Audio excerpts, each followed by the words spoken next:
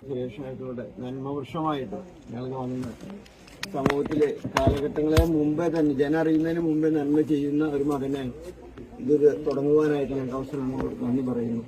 പരിശുദ്ധമ്മ മാതാവേ, ഈ മകൻ സകല ഉദ്യമങ്ങളും അമ്മയുടെ കരങ്ങളിൽ സുരക്ഷിതമായിരിക്കുകയാണ്. ഞാൻ ആർക്കെല്ലാം പ്രാർത്ഥിച്ചിട്ടുണ്ടോ അവിടെയെല്ലാം അമ്മയുടെ കരുതലും കരുണയും ഞാൻ കാണാറുണ്ട്. ഇന്ന് ജാതികഥ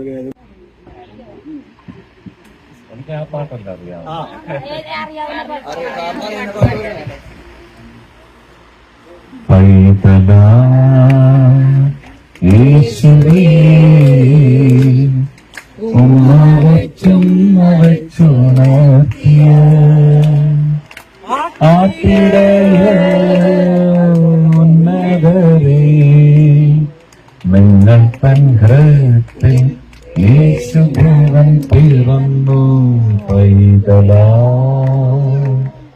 യേശുവേ